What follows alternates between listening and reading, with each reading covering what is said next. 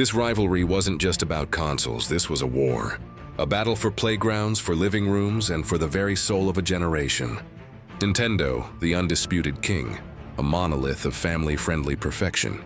And Sega, the scrappy, rebellious upstart with one simple goal: to destroy them. This is the story of how a little blue hedgehog killed a red plumber's career, how a Sega Does What Nintendon't became a battle cry, and how a brutal, winner-take-all war changed the gaming world forever. The truth is darker, deadlier, and more dramatic than you've ever been told. In the late 1980s, Nintendo wasn't just a company, it was a cultural phenomenon. The NES, or Famicom in Japan, had resurrected the entire video game industry from the ashes of the 1983 crash. With hits like Super Mario Bros. And The Legend of Zelda, they held an almost unshakable 90% market share. They dictated the rules, controlled the prices, and held third-party developers in an iron grip with draconian licensing agreements. Meanwhile, Sega was a distant second, a footnote. Their Master System, while technically superior in some ways, was a commercial failure against the NES juggernaut.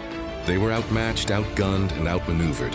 Their CEO at the time, Hayao Nakayama, knew something had to change. Sega needed more than just a new console. They needed a new identity. The mastermind and the clean sheet Sega's new console, the Mega Drive, was designed with one thing in mind: power. It was a 16-bit beast, a leap beyond the NES's 8-bit architecture. But power wasn't enough to beat Nintendo. They needed a weapon, a mascot. The story of how Sonic the Hedgehog was created is a tale of a desperate Hail Mary, a design contest, and a team of artists pushing against a ticking clock. And that clean sheet approach didn't just apply to hardware. It extended to their entire business model. Under the leadership of Sega of America's CEO, Tom Kalinske, they went rogue. They slashed the price of the Genesis, bundled it with Sonic the Hedgehog, a game that was a direct middle finger to Nintendo's family-friendly platforming, and launched a marketing campaign that was a full frontal assault. Sega's strategy was brilliant. The Genesis wasn't just fast, it was cool. It was rebellious. Its games, like Mortal Kombat with its uncensored blood, were designed to appeal to the teenagers and young adults that Nintendo was ignoring. But for all its brilliance, the Sega Genesis was a flawed machine. Flaw 1, the confusing add-ons, the Sega CD, the 32X. These weren't just new peripherals, they were a corporate identity crisis. They fragmented the user base, drained development resources, and confused consumers. Flaw 2, the Saturn's deadly secret. While the Genesis was still fighting, Sega was already making their next moves.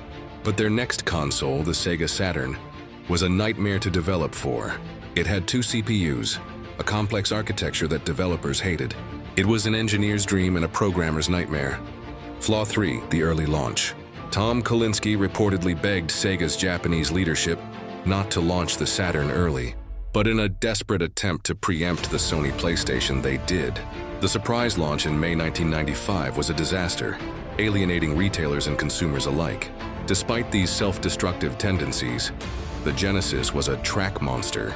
In the early 90s, it outsold the Super Nintendo for a brief, glorious period. Sega's marketing, led by Kalinske's audacious vision, worked. They had a hit, but Nintendo wasn't standing still. They had their own brilliant engineers and a mascot that was a global icon. They countered with their own aggressive marketing and a suite of legendary games. The rivalry pushed both companies to new heights of creativity, giving us classics that are still beloved today. The Sega versus Nintendo rivalry is a story of brilliance, corporate hubris, and a gamble that ultimately led to Sega's exit from the console market. But what if? What if Tom Kalinske's advice had been heeded? Would the Sega Saturn have been a contender? What if Nintendo had been less controlling with its developers? Would they have fended off Sega's challenge more easily? What if Sega hadn't created Sonic? Would they have faded into obscurity? The company that won the battle but lost the war. Was it worth the gamble? You decide. This is Akash from Loop Nation reminding you to dig deeper.